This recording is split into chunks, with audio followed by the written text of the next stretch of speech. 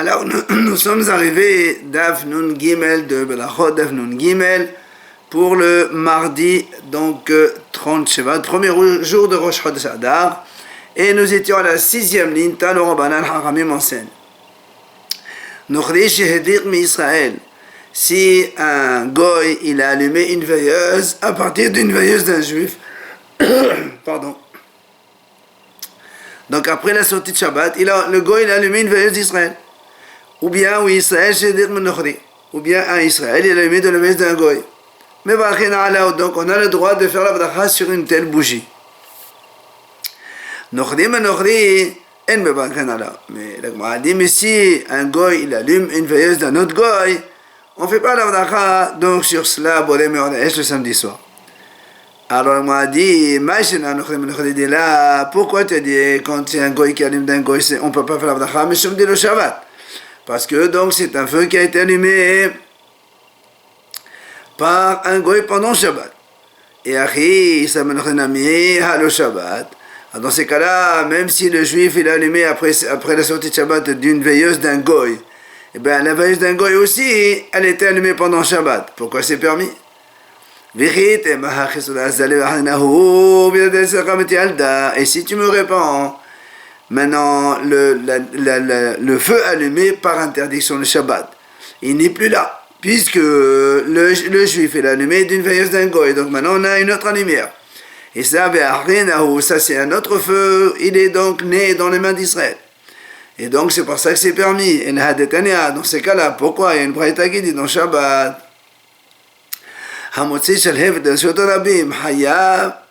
celui qui sort une flamme de la Shuta Yahid vers Shuta, pourquoi Hayab d'après ce que tu dis que le feu initial n'est plus là, mais c'est un autre feu qui est là. Dans ces cas-là, nous on sait que pour être hayab dans la hotza'a de Shabbat, il faut faire aqira. Ça veut dire qu'il faut qu'on enlève l'objet d'un support et qu'on le pose sur un autre support. Or, selon ce que tu dis, que quand on a pris la torche et qu'on a marché avec donc depuis l'intérieur jusqu'à l'extérieur, la torche, le feu qui se rajoute après, c'est un nouveau feu. Alors celui que j'ai enlevé, c'est pas celui que j'ai posé. Et celui que j'ai posé, c'est pas le feu que j'ai allumé. Alors pourquoi elle est hayab? Elle a l'air en âme des solanamités. On m'a dit en vérité non. Le premier interdit, donc le feu qui a été allumé par un goy, par un détection Shabbat, il existe toujours. Maintenant, pourquoi quand c'est un juif qui a allumé à partir de ce feu, c'est moutard? Parce que quand on fait la bracha sur le feu rajouté, qui a été permis, puisque c'est le juif qui a allumé donc après la sortie de Shabbat, ça c'est moutard, sur ce supplément de feu, on fait la bracha. Alors, la m'a dit, dans ces cas-là, même un goy d'un goy, si un goy il allume le feu à partir d'un autre feu d'un goy, même si le premier goy il a allumé Shabbat, puisque voilà, c'est un tout certain hétéra, maintenant aussi un supplément de permis. Pourquoi on n'a pas le droit de faire? Alors on m'a dit, c'est vrai, tu aurais raison sur le fond. On aurait pu avoir le droit seulement Xera, Hachamim ont fait Xera, Mishum, Nochri Rishon, Ve'amud Rishon. Hachamim ont fait la Xera, que c'est assourd de faire la bracha sur le feu allumé d'un goy, d'un autre feu d'un goy, parce que si on permet celui-là, demain tu vas faire la bracha sur un premier goy même, ou bien sur le feu même du goy, le premier. Amud Rishon, c'est-à-dire que si, immédiatement à la sortie de Shabbat, tu vas faire la sortie, la bracha sur ce feu-là. Or, il n'y a pas tout ce hétéra. Donc c'est pour ça que les Haramim ont interdit d'un goy d'un goy. Tano Rabbanan Haramim enseigne. Hayam et Alech Roussak là où il marchait comme ça, en dehors du village. Il a vu du feu. Imrov Nochrim et Nomevaler. Israël, Mevaler. Si la majorité des habitants c'est des goyim, il ne fait pas la bracha. Et si la majorité d'Israël, alors il a le droit de faire la bracha. Alors la Gemara dit, tu es en train de te contredire. Pourquoi? Au début tu dis, si la majorité des goyim, on ne peut pas faire la bracha. On déduit que mais s'il y a 50-50, on a le droit, puisque tu as dit majorité goy asso. Donc 50-50 motard. Après tu me dis, si la majorité de juifs, on peut faire la bracha, donc on déduit de là, mais s'il y a 50-50, 50% de juifs, 50% de goy, alors on déduit qu'on ne peut pas faire la bracha, donc c'est une contradiction. Alors là, moi, je réponds non. Bédino, Adef, le Mersal, mais en vérité, même 50-50, on peut faire la bracha. Mais, puisque dans la Récha, on a parlé de majorité des goy, alors t'as un Seva de Israël. C'est pour ça qu'on a dit dans le Seva aussi, Rov Israël. Mais en vérité, même moitié-moitié, ça marche. Tano Rabbanan Chachamim enseigne. Si quelqu'un il marchait en dehors du village, il avait un enfant avec une flamme, et donc à la sortie de Shabbat. Alors la moine a dit comme ça, il vérifie. Et Misraël, si cet enfant c'est un juif, il peut faire la bracha, mais si c'est un goy, il ne peut pas faire la bracha. Alors il m'a dit, pourquoi tu dis un enfant? Même un adulte aussi, c'est pareil. La m'a dit non, ici on parle, ici on parle qu'on est juste donc à la sortie proche du coucher du soleil, de samedi soir. Gadol, si c'est un grand Mohamed, c'est sûr que c'est un goy, parce qu'un juif, un adulte, il attend la sortie de Shabbat avant d'allumer. Par contre, si c'est un enfant, on peut dire peut-être c'est un juif qui ne savait pas et qui a fait. Tano Rabbanan Chachamim enseigne encore. Si quelqu'un il allait en dehors du village, il a vu du feu et Ma'avé qui fait un kifshan en sortant d'une fournaise. Alors si donc du tuyau donc d'évacuation, on va dire comme ça, de l'aération du four, si le feu il est épais comme la bouche du trou de l'aération, mais on fait la bracha dessus. Mais sinon, on ne peut pas faire la bracha dessus. La différence, Hachamim disent comme ça, si il est épais, ça veut dire qu'on est en train de brûler des pierres là-bas, et donc le feu qui sort, la lumière qui sort, c'est pour utiliser cette luminosité pour travailler dans ce four. Mais sinon, c'est que c'est une fournaise pour faire la cuisson, et donc le feu qui sort, c'est pas pour éclairer, et nous on sait qu'on ne fait pas de bracha que seulement sur un feu qui est fait pour être éclairé.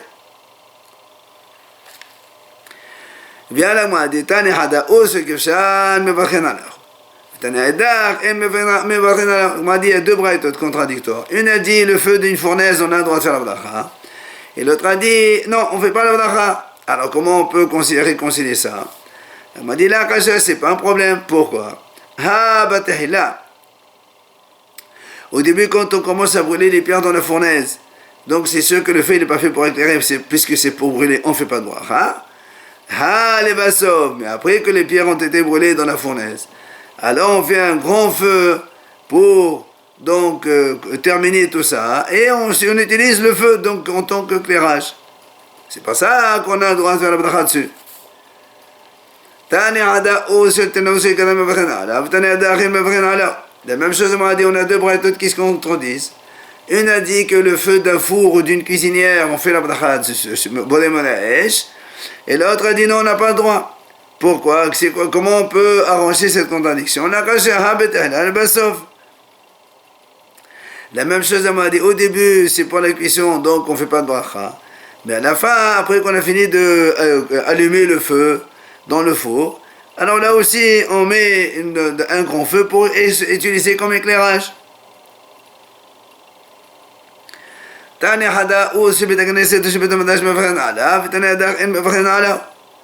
m'a dit, il y a deux braïtot qui se contredisent, la lumière d'une synagogue ou d'un Beth Midrash. Quand on allume le feu pour éclairer, une braïta a dit on a le droit de faire le bracha, l'autre a dit on n'a pas le droit de faire le bracha. Alors comment? On m'a dit là aussi, là, il n'y a pas de question. Quand il y a un homme important dans la synagogue, donc on allume cette lumière pour lui. Et donc, comme c'est l'irvod de cette personne-là, on ne fait pas le bracha sur ce feu.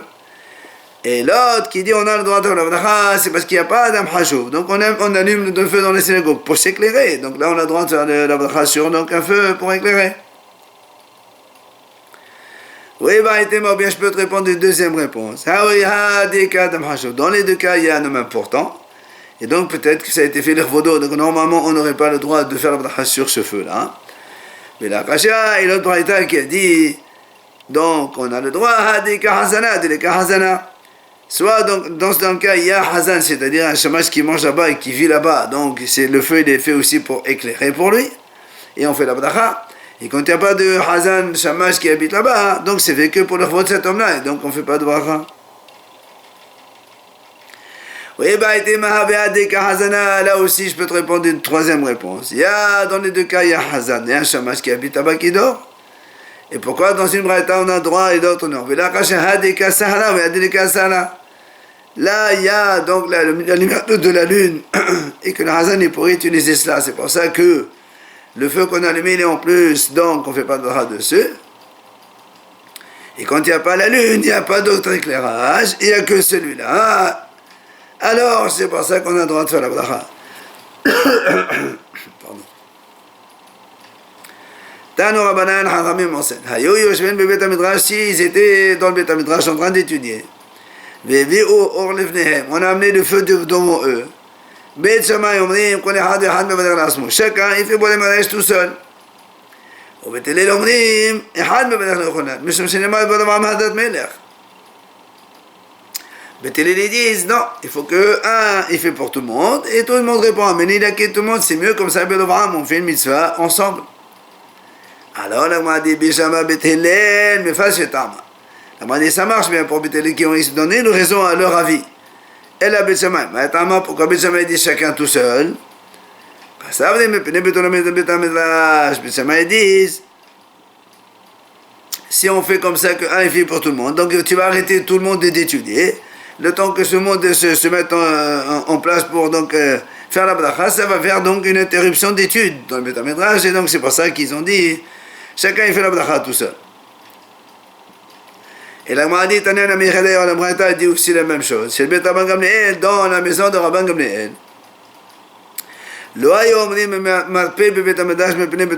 Quand quelqu'un il éternuait, il ne disait pas tes souhaits, là aussi à cause du Bitul Bet Midrash. Donc tu vois bien, pour Bitul Bet Midrash, donc on fait attention. Après on a dit, on ne fait pas de bracha ni sur les veilleuses, ni sur les bessamim des morts. Alors il m'a dit, David, bessamim, David.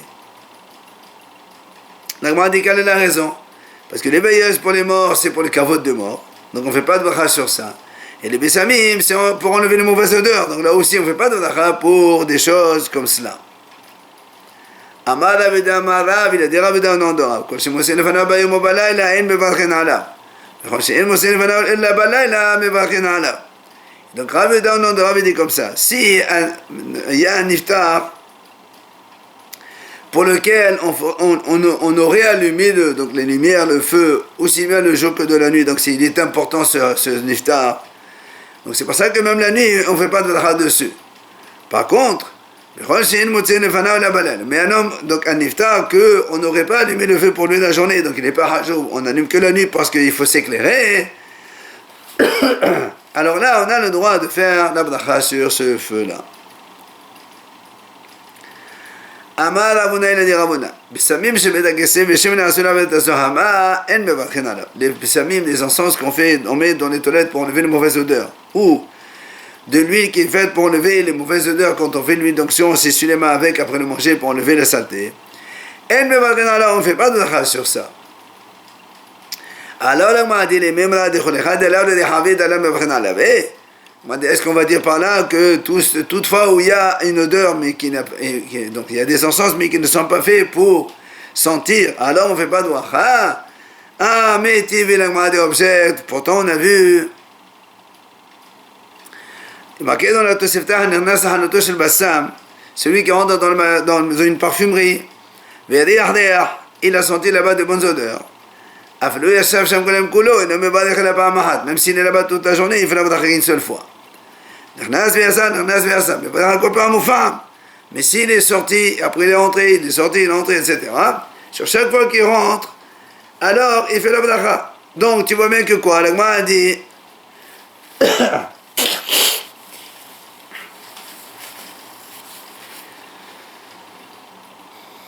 m'a dit, voilà, pourtant ici, des lèvres de David. Donc, tu vois bien qu'ici, c'est pas fait pour sentir, puisque c'est fait pour vendre. Et pourtant, on a dit que on fait la bracha. Alors, on m'a dit non. Il m'a dit non, la parfumerie aussi, quand tu mets les parfums dans le magasin, c'est pour que les gens sentent et qu'ils viennent acheter. Donc c'est aussi fait pour sentir. C'est pour ça qu'on fait la bracha. Tanu Rabbanan Hachamim enseigne. Haya me'alech husaklar, si quelqu'un est allé en dehors de la ville, il sent une bonne odeur. Si c'est la majorité des goyim, il ne fait pas de bracha. Peut-être c'est une odeur d'Avodah Zarah. Par contre, Israël, si c'est la majorité des juifs, il peut faire la bracha. Rabbi Ossé Omer, il vient Rabbi Sidi, non. Même si c'est la majorité d'Israël, on ne fait pas de bracha. Pourquoi? Il dit parce que me péné chez Benot Israël, me quand Shafin. Parce que les filles d'Israël elles font des encens pour la sorcellerie, et ça c'est assourd, donc on n'a pas le droit de faire la bracha. Alors là, on m'a dit comment? Toutes les juifs, toutes les femmes juives font ça pour les encens, pour les Shafim. Il y a une petite minorité. Alors là, on m'a dit, donc tu vois, il y a une minorité qui est faite pour la sorcellerie. Et il y a une minorité qui font des encens pour parfumer les vêtements. Alors ça fait minorité plus minorité. Donc tu vois bien que les deux minorités se rajoutent. Il y a donc une majorité d'odeurs qui n'est pas faite pour sentir. C'est pour ça que Rabbi Yossi dit, même majorité israélienne, on ne fait pas de bracha. Amar Rabbi Yahya Baraba Amar Rabbi Yohanan, il a dit Rabbi Yahya au nom de Rabbi Yohanan, Malech Rabbi Shabbatot Betveria ou Motzei Shabbatot Betzipori Vereach et non Bevarech. Celui qui marche les vendredis à Tiberia ou les samedis soirs à Tzipori et il sent une odeur, alors il ne fait pas de bracha. Pourquoi? Il dit parce que mes pénés, il dit parce qu'ils avaient l'habitude de faire cette odeur le vendredi pour donc parfumer les vêtements. Et à Tzipori, ils avaient l'habitude de faire ça samedi soir. Donc comme c'est fait pour parfumer les vêtements, alors on ne fait pas de bracha.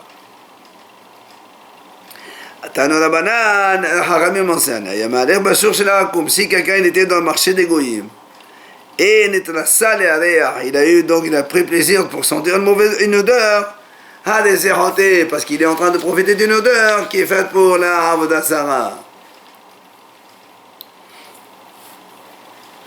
On a dit dans la Mishnah, on ne fait pas de bracha que sur le feu, sur lequel il est auto, c'est-à-dire on en profite vraiment. Ça ne veut pas dire qu'il faut en profiter bémet. Il dit tout celui qui il se met à côté, il peut utiliser cette lumière, donc ce feu-là, pour s'éclairer. Et même s'il est un peu loin, à distance, ça marche aussi. Aussi, il a dit la même chose, même s'il est un peu loin, c'est moutard. Alors, c'est marqué dans la Tosefta il avait une veilleuse cachée dans son vêtement. Ou bien dans une torche. Où il a vu une flamme, il n'a pas utilisé sa lumière. Ou bien il a utilisé la lumière, mais il n'a pas vu la flamme. Et non, mais il ne peut pas faire la bracha. Jusqu'à ce qu'il voit la flamme, et en plus, il utilise la lumière de la flamme. Donc tu vois bien, il faut les deux, il faut utiliser aussi. Alors là, m'a dit, que tu me dises, on a profité de l'éclairage, mais on n'a pas vu la flamme. Ça peut arriver, le feu il est dans un coin, toi tu es de l'autre côté du coin. La lumière elle est de l'autre côté, tu vois la lumière, mais tu vois pas, donc tu es éclairé, mais tu vois pas l'origine du feu. Et là, mais tu vois une flamme, mais tu ne peux pas utiliser sa lumière, comment c'est possible? N'est-ce pas que quand on est loin, on peut voir la flamme, mais on ne peut pas utiliser parce qu'on est loin. L'Agma dit non, qui rendait à Miabiaza, ici il s'agit de presque, qui sont en train de s'éteindre doucement, donc tu vois le feu, mais tu n'es pas éclairé. Quand il y a des braises qui sont donc chaudes encore, on fait la bracha. Mais si elles sont en train de s'éteindre, on ne fait pas de bracha dessus. Alors on m'a dit, Ridam et le Hachot, qu'est-ce qu'on appelle les braises le Hachot? Amar Hazda Kol Shelo Magnesion, que ça me donne l'air. Hazda il dit, quand tu mets là-bas une allumette et elle s'allume dessus. Alors ça s'appelle le Hachot et on fait la bracha. Alors on m'a dit, quand tu as dit Omamot, est-ce que c'est Omamot avec Alf ou Omamot avec Aïn? Ça veut dire on est en train de s'éteindre et on ne fait pas la bracha dessus. Tashema de Amar Hazda Balavdim Arazim lo Amamu Beran Elohim. Il lui a apporté un passage dans lequel il a manqué le mot Amamu avec Aïn, donc c'est ça, Amamu, donc c'est avec Aïn. Là-bas, Amari Otomamash. Là-bas, il a dit non, il faut vraiment profiter de ce feu avant de pouvoir faire la bracha. Alors, on m'a dit, c'est-à-dire combien il faut être proche du feu, que ça s'appelle on en profite. Amar Ola, Kedeshake Benessa le Fondion. Il dit, afin qu'il sache faire la distinction entre un Issa et les Fondion, deux pièces de l'époque qui se ressemblent, que tu puisses faire la différence. Est-ce qu'il y a un Amar Kedeshake Ben Menosmash et Tveria, les Menosmash et Tsepori. Donc lui il dit que tu puisses reconnaître une pièce, c'était une pièce de poids, de mesure. Alors entre ces deux Tveria et Tsepori, là aussi, donc il faut être assez proche pour différencier deux pièces ressemblantes. L'Agma dit, Rav Yehuda mevarech ad-debe Adadaïla. Il faisait la bracha sur le feu qui était dans Adadaïla, c'est-à-dire il était loin de sa maison, mais il le voyait. Alors comme il a dit, lui on a le droit de faire même à distance. Là-bas, mevarech begodia balhama. Là-bas, lui, il faisait la bracha sur le feu de begodia balhama, qui était juste à côté de lui, il habitait à côté, c'est pour ça qu'il a dit Samour, il faut proche. Abaye mevarech ad bebalavo. Lui, il va faire la bracha sur le feu qui était chez Balavou. Amar Ravida, il a dit, Ravida, au nom de Rav, il ne faut pas chercher le feu comme tu cherches à faire une mitzvah. Ça veut dire que si tu as pas, c'est pas la peine. Amar Ravida, ce qu'on vient de dire maintenant. Amar Rabizera, il dit, mais au début, moi, je cherchais du feu pour faire la bracha. Quand j'ai entendu l'enseignement de Rav dans le Rav que c'est pas la peine de chercher comme on cherche les mitzvot, moi non plus je ne cherchais plus. Et là, si j'ai du feu, je fais la bracha, je sais pas, je vais pas chercher.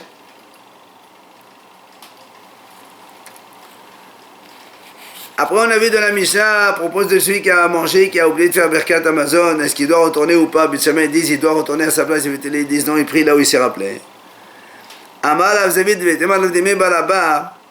Donc Rav Zavid il dit Mahnoret Beshachah. Cette Mahnoret dans le Beth Shammai qui ont dit il doit retourner à sa place pour faire Birkat. Et ils ont dit non, tu peux faire la bracha là où tu te rappelais. C'est seulement quand il a oublié de faire Birkat. Aval Bemezid, mais si volontairement il a quitté sa place, il n'a pas fait Birkat. Selon tout le monde, il revient à sa place et il fait la bracha. Alors là, on a dit, qu'est-ce que tu m'apprends ici? C'est bien marqué dans la Mishnah, Abisharach il a oublié, il n'a pas marqué qu'il a fait Bémézid. Alors on m'a dit non, c'est pas aussi évident. Moi j'aurais pu penser, même si la Mishnah il a oublié, même s'il a volontairement, donc il a volontairement, il n'a pas fait volontairement Birkat Amazon et il est parti, j'aurais dit peut-être que c'est la même chose. Même Beth Hillel dirait, et donc tu peux faire la bracha là où il s'est rappelé. Pourquoi on a mis la mahlokat dans le cas de il a oublié? Tu aurais pu dire aussi quand il a fait exprès. C'est parce que les Odéara de Beth Shammai, c'est pour te montrer la force de Beth Shammai que même en cas d'oubli, il doit retourner à sa place. Mais même dans le cas de Bézid aussi, il y a mahlokat. C'est pour ça qu'on t'apprend que non. Dans les cas où il a fait Bémézid, tous les deux ils sont d'accord qu'il faut revenir même Beth Hillel aussi. Tania, Amnolem, Beth Hillel, Beth Shammai, ramène ici donc la discussion entre Beth Hillel et Beth Shammai à ce sujet. Beth Hillel, ils ont dit à Beth Shammai, les Devrechem, selon vos paroles, qu'il faut revenir à sa place initiale.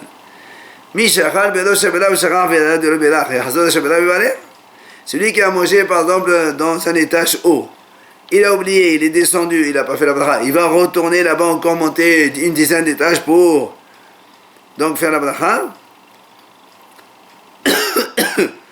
Abdullah Beth Shammai le Beth Hillel. Alors Beth Shammai, ils ont répondu à Beth Hillel, ils ont dit, les Divrechem, alors selon vos paroles, que vous dites, c'est pas la peine de revenir. Mish Sharan Anaki, Belo Shebela, Witlena. Si quelqu'un il a oublié sa bourse, il est monté là-haut au 10e étage, il a oublié une bourse là-bas, et il est descendu, il ne va pas remonter pour la chercher. Alors pour lui-même, il va aller. Et pour Hachem, il ne va pas. Donc c'est pour ça que M. dit qu'il doit retourner à sa place initiale. Et là, on raconte il y avait deux élèves. Il a fait Béchorer comme Beth Shammai, c'est-à-dire même involontairement, il est retourné faire Birkat à sa place initiale. Il a trouvé une bourse en or. Et il a fait Bémézid comme Beth Hillel, c'est-à-dire volontairement, il n'a pas fait Birkat où il a mangé. Il a fait Birkat après un autre endroit. Et un lion, il a été mangé par un lion. Et là, on raconte là-bas,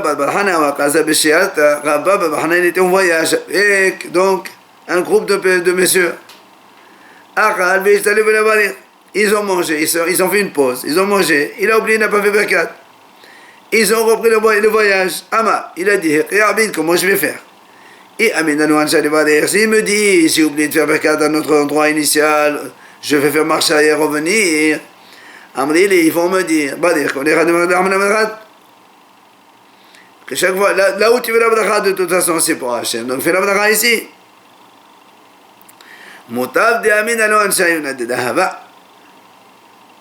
C'est mieux, je vais leur dire que j'ai oublié là-bas une colombe en or. Et comme ça, comme c'est important pour eux, alors ils vont me faire revenir à ma place initiale. Alors il leur a dit aux voyageurs qui l'accompagnaient, attendez-moi ici, j'ai oublié une colombe en or. Asil, Ovadir, mais il est parti là-bas, il a fait Birkat Amazonie, il a trouvé effectivement une colombe en or. Alors on m'a dit, pourquoi donc une colombe? Il a dit, parce que parce que l'Assemblée d'Israël, elle est comparée à la colombe. Le passage dit, les ailes d'une colombe, ils sont couverts d'argent. Alors il dit, de la même façon que la colombe, quand elle se débat avec ses ailes. Alors les Israël, comment ils peuvent donc réussir à vaincre leurs ennemis? Avec les mitzvot. Après on a dit, jusqu'à quand ils peuvent faire Birkat Amazon s'il a oublié de le faire après avoir fini de manger? On a dit jusqu'à la digestion. On m'a dit c'est combien le temps de digestion? Rabbi Yohanan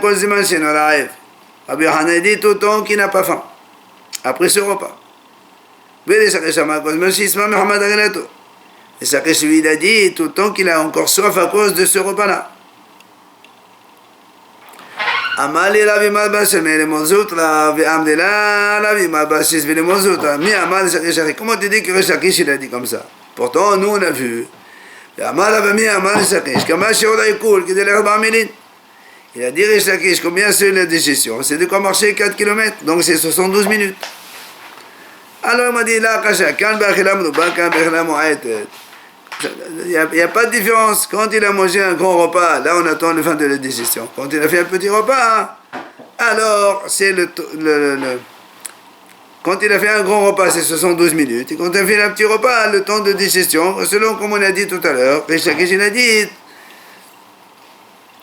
tout le temps qu'il a soif à cause de ce repas.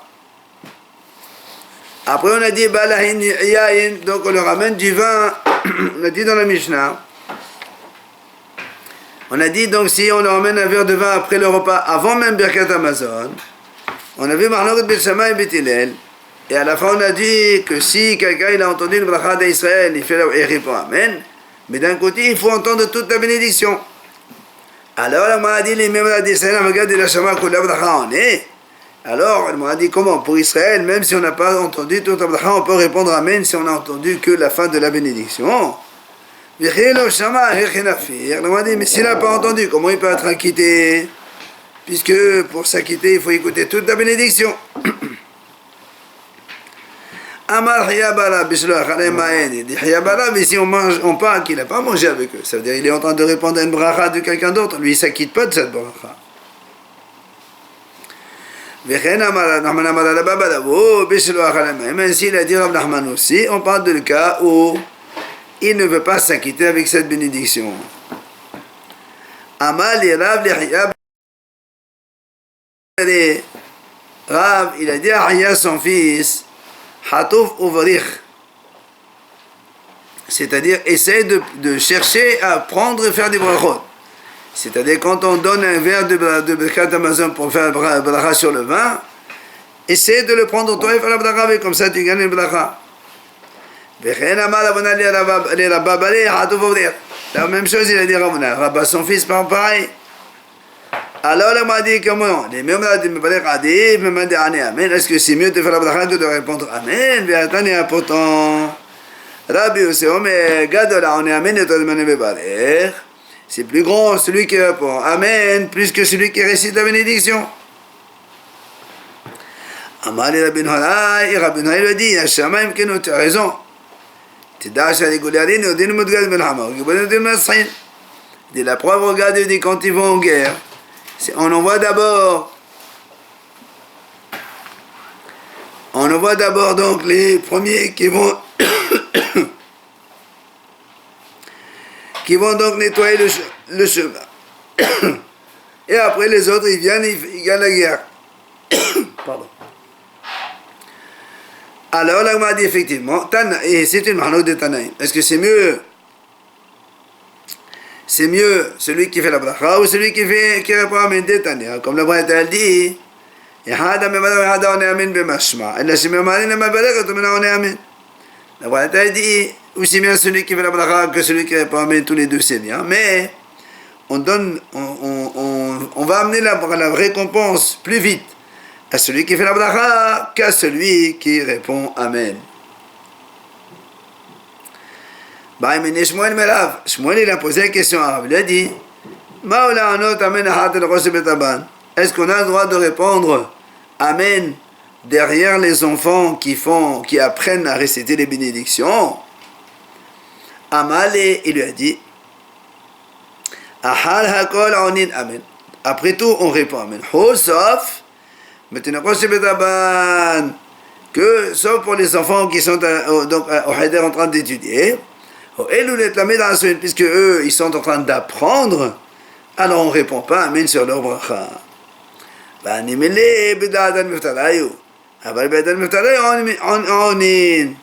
donc, on m'a dit, donc quelqu'un on a dit qu'on ne répond pas, c'est quand ils sont en train d'apprendre les brachot. Mais si, par exemple, ceux qui montent à l'Haftara et ils font la bracha, alors dans ces cas-là, on répond Amen derrière eux.